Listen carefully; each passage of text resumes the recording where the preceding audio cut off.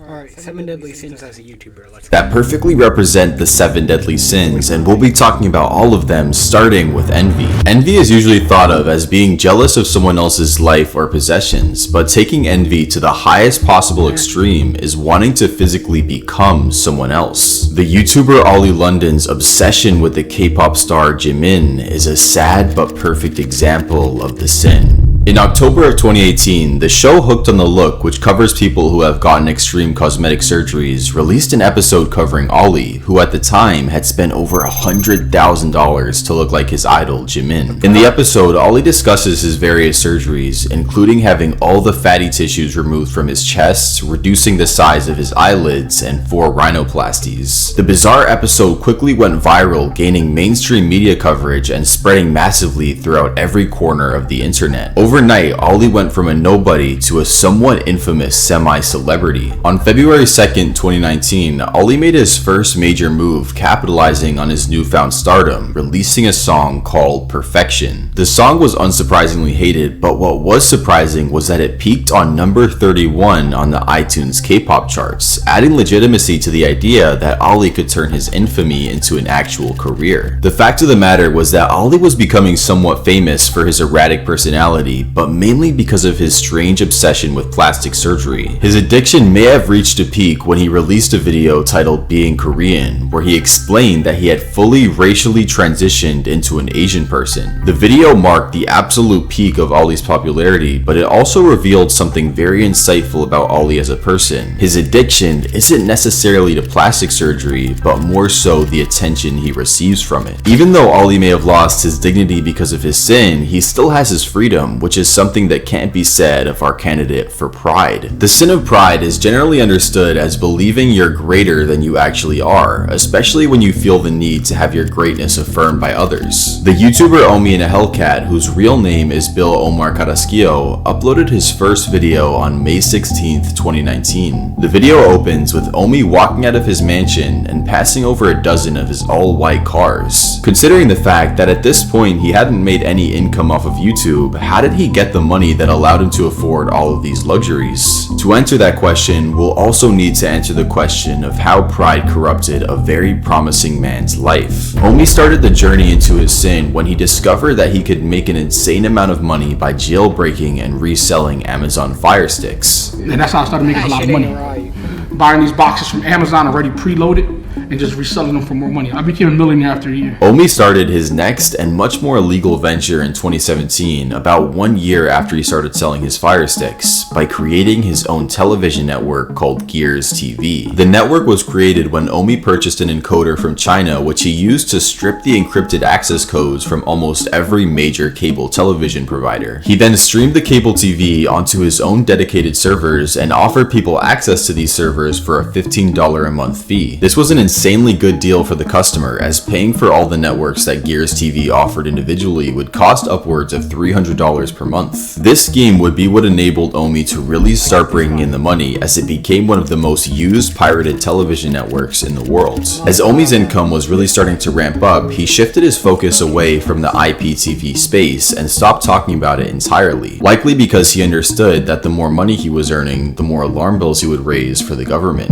Omi's fears materialized when on November 20th, 2019, the FBI raided his property, repossessing nearly all of his assets. After the raid, Omi would continue to post on his YouTube channel until March 7th, 2023, he was indicted for his crimes and was ordered to pay tens of millions of dollars to the IRS and the cable companies, along with serving a 5-year prison sentence. The sad part about Omi's story is that it's clear he has big potential, but his towing into pride meant he wanted to take the easy way out to get more money, more success, and more status without having to put in the real hours it takes to achieve those things legally. Even though Omi engaged in criminal behavior, it's always clear how important family is to him, which is difficult to say about our candidate for lust. Countless YouTubers have had their careers destroyed by scandals that involve them acting inappropriately. In a vast majority of these cases, the YouTubers did not want these scandals to happen and usually lost massive amounts of status and income because of them. So when choosing a creator for lust, I chose someone, while definitely having their fair share of scandals they didn't want, chose to deliberately place themselves in one that would permanently ruin their image for their own financial gain. Adam22 is the creator of one of the most influential hip-hop podcasts on the internet, No Jumper. No Jumper is an extremely successful podcast and has a bevy of sponsors, merchandise, and YouTube ad revenue. That alone would be enough to make Adam a multimillionaire, but as with most of these YouTubers, enough is never enough. So Adam decided to launch a new podcast, Plug Talk, where Adam and his girlfriend talk to a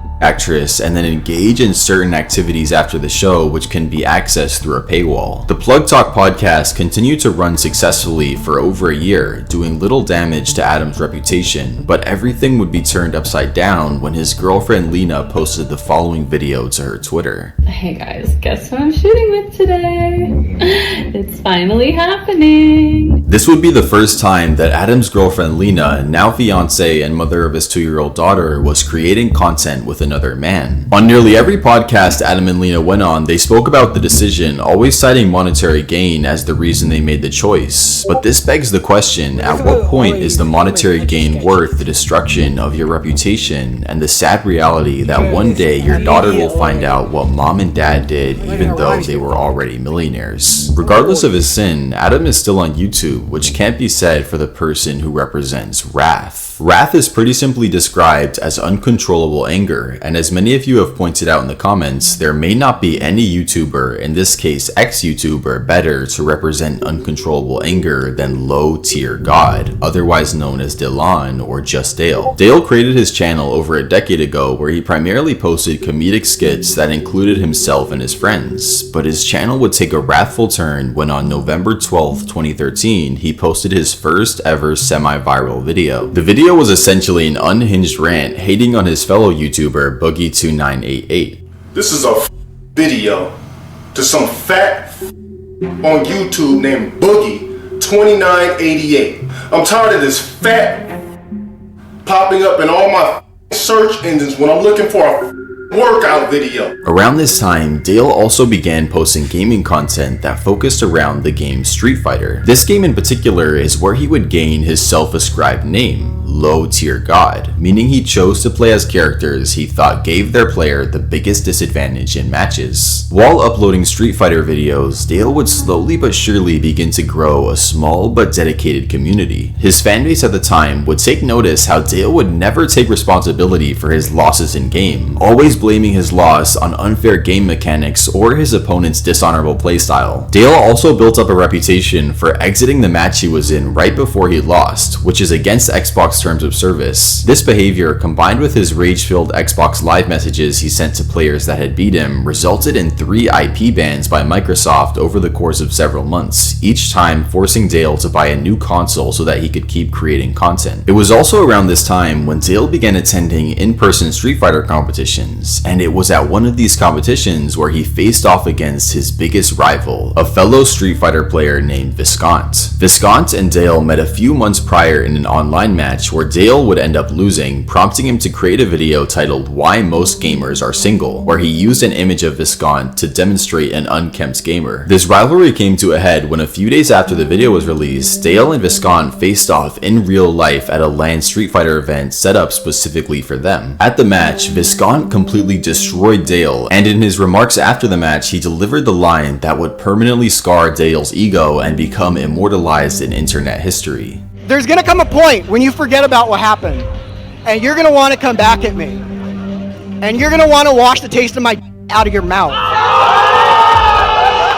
Traumatized by his loss, Dale only degenerated further into wrath until about 10 months ago his account was permanently banned. Even though he's banned on YouTube, Dale has continued to grow his online presence, which isn't happening for the next YouTuber on this list and our candidate for greed. In YouTube history, there are few creators that come close to having a fall from grace as meteoric as Illuminati did. Illuminati, otherwise known as Blair, was once an extremely respected YouTuber known for creating documentary-style content which aimed to expose greed in big companies and general corruption throughout the world. Ironically, it would be Blair's own greed that led to the views of her once flourishing channel look like the price chart of a dead meme coin. We can actually pinpoint the exact moment down to the minute when Blair's greed triggered the complete destruction of her YouTube career. At 12:35 April 20th, 2023, Blair posted the following tweet. Not legal article editors broaching my editors to take my video style, and when they didn't give up the info, they literally copied it. And by the way, I have the messages from my editors and found an email from them too. Just change the color from purple to blue, huh? Interesting. Blair was attempting to accuse fellow YouTuber Legal Eagle of plagiarizing her editing style, a bizarre accusation because the editing technique in question was a simple ripped paper effect along with a basic After Effects highlight, both techniques which have been used for years before the Illuminati channel was even created. Following this tweet, an onslaught against Blair was launched, with past collaborators calling her out for some pretty horrible behavior. All in all, Blair lost nearly 400,000 subscribers after her controversy, all because she leaned into greed a little too much, as it's pretty safe to say the Twitter onslaught would have never happened if she didn't try to claim a very basic editing style as her own. Even though Blair receives a fraction of her previous views, at least she still tries to create her own content, which is something you can't quite say about our candidate for Sloth. As I've talked about before, sloth is a very difficult thing to assign to a successful creator. Any big creator on YouTube has no doubt put in a massive amount of effort to be in the position they are in. For example, if we look at Mr. Beast, he has giant systems in place that allow him to create his awesome videos on a consistent basis, but Jimmy himself still works day in and day out to create the best content possible. So for Sloth, I chose someone who still works hard, but not with the goal of making the best content possible, but the laziest and most soulless videos possible, entirely motivated by money and money alone. This person is Kwebbelkop, or Jordy, the once prolific gaming creator who is destroying any legacy he once had with his new mission of churning out fully AI generated content. For Jordy, we won't go over his backstory as it isn't relevant to his sin. Just know that after years of grinding, he gained the status as one of the biggest gaming creators on the platform. But after his years of grinding, he informed his audience he was suffering from burnout. As a result of burnout, Jordy began to channel his energies into other ventures, including an NFT launchpad, a video game studio, and a third company designed to create AI generated content. At first, this AI company would start out minimal by launching a VTuber named Blue. Most of Blue's channel, at least at first, was based on human input, but things would take a darker turn when Jordy posted the following tweet. After 11 years on the platform, I'm ready to retire as a YouTuber. I've successfully cloned myself and will have AI run my YouTube channel. This is a very open and public experiment, and I'll be the first creator to do this, as far as I know. On the 1st of August 2023, viewers would see the first version of AI Kwebbelkop. As expected, the AI video was completely soulless, having none of the charm that the real Jordy has in his older videos. In a quote-unquote response video, Kwebbelkop AI said it just wants to make people smile, but looking underneath the surface, we can see the true motive is profit and profit alone. Now, there's nothing inherently wrong with having profit as a motive for creating content on YouTube, but the reason why what Jordy is doing puts such a bad taste in the mouth of his audience is because it's obvious that this profit is made using methods that require the least amount of human input possible, giving him his rightful place with the sin of sloth. Despite his slothful practices, we could definitely say that Jordy is successful, a difficult trait to ascribe to our candidate for gluttony. In my original sins video, I selected a YouTuber by the name of Nikocado Avocado for the representation of gluttony. Even though Nikocado and this video's YouTuber are similar in a lot of ways, they do have one key difference: awareness. Love him or hate him, it's important to understand that Nick is a master of the YouTube algorithm and online marketing in general. He has 6 successful channels that bring in millions of views, a merch store, a Patreon that's earning him a bare minimum 5-figure income, and a popular Cameo account in which a short personalized video cost $149. To say the least, the man knows what he's doing and does it very well. On the other hand, we have this video's candidate for gluttony, a YouTuber by the name of Foodie Beauty or Chantel. Chantel garners less than 5% of Nick's views, and her only avenues of monetization is the small amount of money she gets from YouTube AdSense and livestream donations. Although similar to Nick, she began her channel making a completely different type of content than she posts today, makeup tutorials. But like most gluttonous YouTubers, there would come a point in time when she began to realize that eating food in front of the camera led to more views than whatever kind of content they were creating previously. For Chantel, this moment came when she uploaded a video on February February 16th, 2017 with a description reading, "This is my first ever mukbang." After seeing the success of this video compared to her previous beauty content, Chantel decided to gradually make her entire channel focused on eating excessive amounts of food. These mukbangs, combined with her oversharing, led her channel to slowly build up an audience of hate watchers that begin to meticulously analyze and track all aspects of Chantel's life, relationships, and eating habits. A chart was even made outlining her cyclical pattern of behavior around attempting to lose weight, which was aptly named the Chantel cycle. In the first stage, Chantel realizes she wants to lose weight and makes a big announcement about it on her channel. The announcement would be followed by her favoring healthy food choices and smaller portion sizes during mukbangs. The second stage is marked by Chantel admitting she was binge eating again off camera and warning viewers that if they made any negative remarks about her, comments would be disabled. In the third stage, she disables comments and video ratings, returning back to massive portion sizes and fast food binges once again. In the fourth stage, Chantel makes an emotional video where she explains she's been going through a lot and says she's been thinking about starting a new diet, and then re-enables comments. The especially sad thing about Chantel and her channel is that out of all the gluttonous YouTubers we've covered so far, she's been the least effective at monetizing her sin. On the bright side, Chantel does seem a lot more happy recently as she's moved to Kuwait with her new husband and converted to the faith of Islam. Despite these positive changes, her gluttony has shown no signs of slowing down. Oh yeah, partner.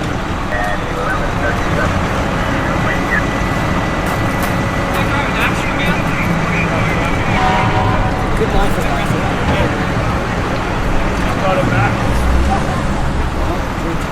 Smoke and drive.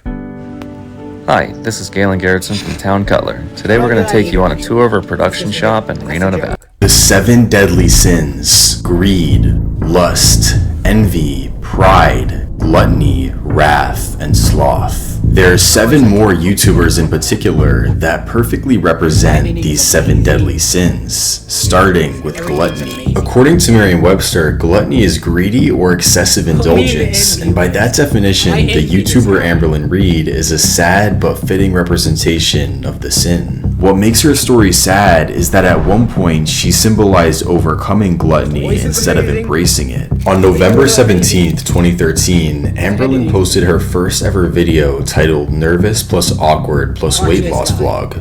My name's Amberlynn and I wanted to start He's amazing.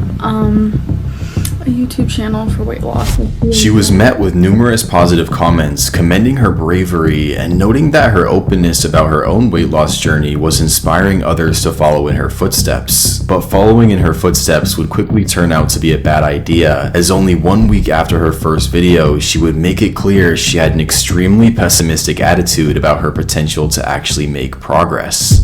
I don't have willpower like I used to. This week I want to be down at least 3 pounds. I remember the days where I was down 3 pounds a day, but I'm never gonna be that again. This set the tone for the beginning of Amberlynn's journey, as in the following weeks she reported a consistent weight gain instead of the desired loss. So I did my weigh-in. I was up 2.8. You guys probably are getting frustrated with me maybe because every time I weigh in I'm like not losing. As the new year rolled around, Amberlynn created a resolution to get below 300 pounds and actually made some significant progress towards this goal. She reached a weight of 349 pounds, losing an impressive 20 pounds from her weight of 370, but unfortunately this was the lowest her weight would go. From this point on, Amberlynn's weight slowly started to spiral out of control. It appeared that Amberlynn had become frustrated with the negative direction of her journey and decided to give it up altogether.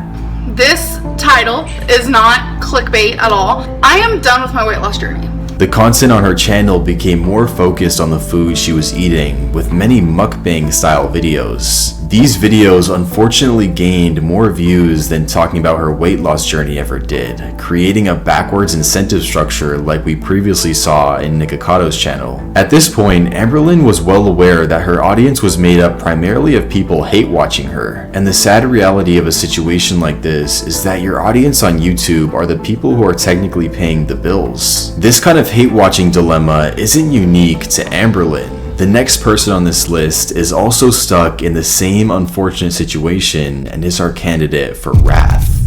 Wrath is defined as extreme anger. Jordy Jordan, aka Wings of Redemption, embodies wrath to the fullest degree. But Jordy wasn't always like this. He had his start in the early days of YouTube making laid-back Call of Duty commentary videos. He built up a reputation for himself as a chill, relatable guy who was open and honest about what he was feeling and thinking about. We can pinpoint his wrathful beginnings to one fateful night when he began to feel threatened by another Call of Duty player who was supposedly better than he was at the game. After talking down to the player whose name is Syndicate, they decided to set up a 1v1 match.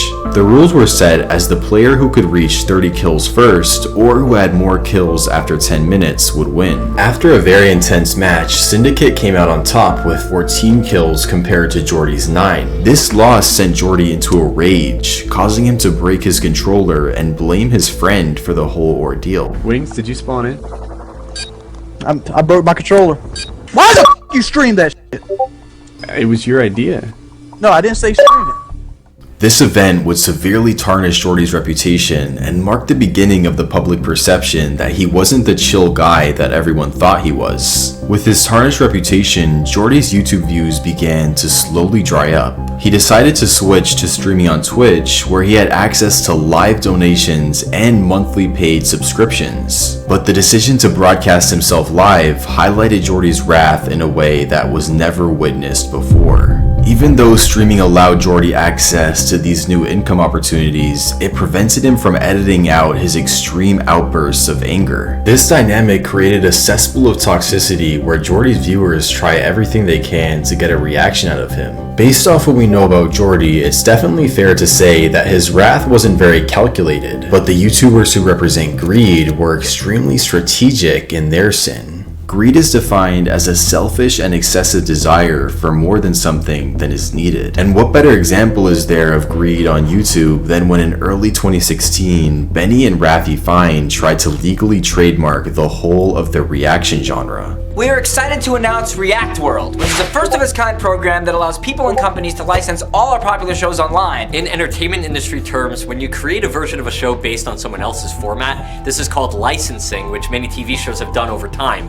For example, Britain's Got Talent and America's Got Talent. If you had no idea what kind of content the Fine Bros produced, that pitch may have seemed somewhat reasonable. Like the example they gave of America's Got Talent licensing Simon Cowell's format and IP of Britain's Got Talent for an American audience makes a lot of sense. But once you learn that their format was putting someone in front of a computer and filming their reaction to an already existing piece of content, their obvious greed comes to the surface. The Fine Bros React trademark announcement proved to backfire on them quickly as they lost over 500,000 subscribers in the week following the news. After this massive backlash, they responded to a viral Reddit thread in r/videos in an attempt to explain they'd only been trying to trademark the quote-unquote structural elements of their series. Along with their Reddit AMA, they released what most people consider to be one of the worst apology videos in YouTube history. Following the theme of the Reddit response, this apology seemed to blame their audience for not understanding what they were actually trying to say. When their sub count wouldn't stop dropping, they hoped everyone would forget about what happened and released a written statement where they said they would be canceling their React World program. But bizarrely enough, the Fine Bros PR strategy appeared to have worked. 4 months later, they had recouped all their lost subs and were growing once again. Their sin didn't appear to have ended their career at all, but this couldn't be said for the next YouTuber on this list, whose sin caused him to lose literally everything and is our candidate for lust.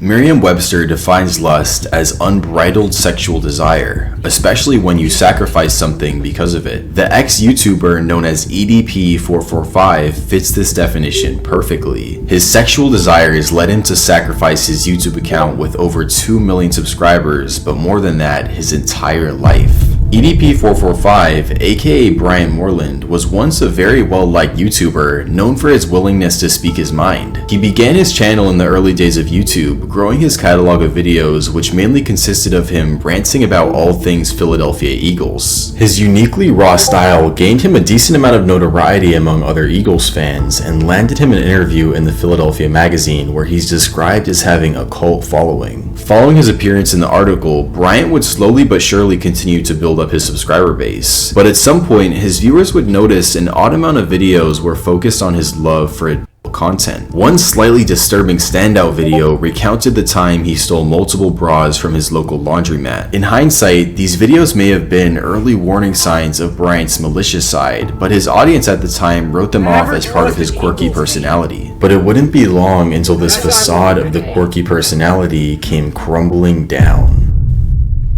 So what is this, man? Come on, ED445. I thought you said you're not a right? Okay, so why'd you text 5 underage girls? Why'd you fall for this decoy account?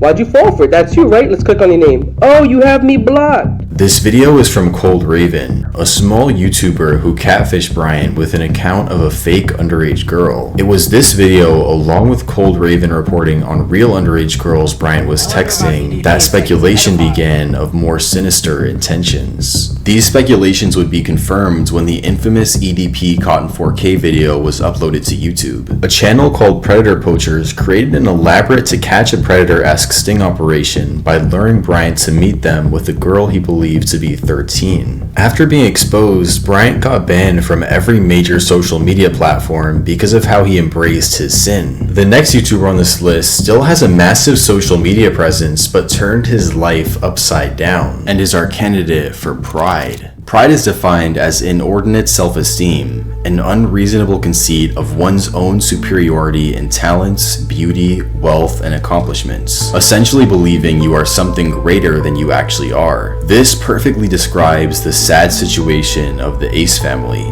a family vlog channel built on a massive foundation of prideful lies. It's clear that from the very beginning, the Ace family channel was created by Austin and Catherine McBroom as a vanity project. In all their videos, you get the impression that they are trying to come across as the picture-perfect family, and at the time, it was working. They gained 1 million subscribers in less than 1 year after starting the channel, and began to grow an audience of dedicated fans. As the channel's growth ramped up, so did the not-so-subtle materialistic undertones of the content. Expensive Louis Vuitton bags for mom, an endless supply of new shoes, new clothes, and so many new cars. All these items would give off the overwhelming impression of success, but whether they could even afford all this stuff came into question when they posted a tour of their brand new LA mansion. After some detective work, viewers quickly figured out that the new house the Ace family had supposedly bought was just a lease. Now, there's nothing inherently prideful about renting a house, but it was the fact that they wanted their viewers to believe they owned it where their pride came through. It wouldn't be long until the Ace family moved into an even more luxurious house, except this time they were actually buying it. The McBrooms made the extremely irresponsible decision of taking out what's called a hard money loan in order to finance their new property, which cost them a total of $10 million. A hard money loan comes from a private entity versus a traditional lender like a big bank. These loans have extremely high interest rates and are typically used exclusively by house flippers because of their short payback window. To no one's surprise, not long after purchasing the house, the McBrooms defaulted on their loans, putting their property into foreclosure. The Ace family put themselves in financial ruin because of how they embraced their sin. But bizarrely enough, our candidate for sloth has become richer than ever by embracing theirs. Choosing a candidate for sloth is actually pretty difficult, more so than the other sins. This is because if someone is significant enough to be on this list, they are reasonably successful in one way or another. Sustained success inherently requires a level of consistency and dedication, which is the opposite of sloth. So I needed to choose someone not who isn't dedicated at all, because in a YouTube sense, this would just be never uploading a video, but someone who deliberately chose the easy path. And when trying to find someone who chose the easy path, I didn't need to look any further than Ethan Klein. Ethan, once being one of the most loved YouTubers on the platform, has transitioned into a mediocre, easily offended podcast host. What makes this transformation especially tragic is that Ethan has become exactly the kind of person he used to roast in his glory days. He got his start by being the conscience of YouTube in a sense, disavowing some of the awful content that dominated the platform in the early 2010s. Ethan and his wife Hila pioneered the now extremely popular genre of the reaction video, with a focus focus on cringeworthy topics they could make fun of. Along with these roasting type videos, Ethan and Hila started to experiment with different IRL content, like their modern art video, 100 layers of beanies, and the classic Vape Nation video. If one thing was clear during this time, it was that Ethan had a genuine passion to create the best content he possibly could. But as the years went on, this genuine passion would sadly disappear. On April 7th, 2017, Ethan and Hila launched a new project, the H3H3 podcast. At first, the podcast was incredible, growing exponentially due to their ability to share the never-before-heard stories of large YouTubers. As the podcast continued to grow, the amount of uploads on the main channel would begin to shrink to a halt. From a business standpoint, this made a lot of sense because the podcast could have up to 4 sponsors in one episode and be made on a much more consistent basis. From a content standpoint, H3 fans were being deprived from what made them love Ethan in the first place. Even though Ethan Klein is embracing sloth and not leaving his comfort zone, his podcast channel isn't really suffering from a decline in views, unlike the next YouTuber on this list and our candidate for envy. Toddy Westbrook was a once very successful makeup creator that now struggles to pull in 3% of her 8 million subscribers. It's true that the makeup genre on YouTube saw somewhat of a decrease in popularity over the last 4 years or so, but if we take a look at someone in the same space as Tati, for example Manny Mua, we can see his channel shows nowhere near as drastic of a decrease in views. So if it wasn't a lack of interest in the genre, what caused this problem for Tati? The answer to this question is her envy. On April 22nd, 2019, Tati would post a 4-minute and 53-second long series of Instagram stories where she is visibly upset and crying. In these stories, she talked about someone not mentioned by name who had supposedly used her. I'm just so upset. I feel really used. Welcome to business. Everybody says what they need to say and uses who they need to use to get ahead, and I have had about enough. A few weeks later, Tati would make this anonymous person known in her infamous Bye Sister video. In the video, Tati essentially tries to paint a fellow makeup YouTuber, James Charles, as a sexual predator who preys on straight men. The being used aspect refers to how James took an Instagram sponsorship from a vitamin brand that was in competition to Tati's. After she posted the video, Tati made another statement on Instagram doubling down on James's predatory behavior. Predatory behavior should not be swept under the rug or justified away based on someone's age. This is not the way people should be treating each other. I know that and I need to speak up on this. It's not out of hate. I truly wish for change and healing. But when the supposed victim came out with his own video disclosing that he was actually the one who reached out to James first and then decided to make out with him, the predator narrative would be thrown out the window. Keep in mind, this was long before any of the newer allegations toward James were made. At this point in time, James was truly innocent. So if the video wasn't made because James was actually a predator, why would James taking a small sponsorship from a competitor make Tati want to end her relationship with James, her supposedly close friend? The answer is envy. But Tati wasn't alone. The whole Bye Sister video was an orchestrated attack between Jeffree Star, Shane Dawson, and Tati. 3 stagnating beauty YouTubers that didn't like the fact that James was dominating the market with his meteoric rise. Tati claims she was manipulated into making the video by Shane and Jeffree, but Charlie puts it best on why that excuse doesn't add up. Tati is nearly 40 years old and she knows what she's doing. She knew what she was doing with the James Charles situation. Tati's envy cost her reputation, and in the YouTube world, that's the most valuable asset you can have. As Robert Greene says in the 48 Laws of Power, law number 5, so much depends on reputation. Guard it with your life.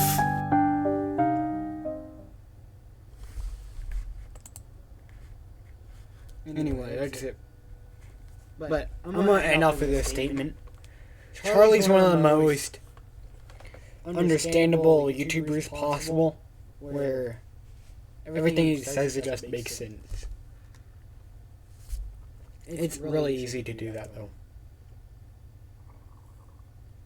So, it's just like, peace.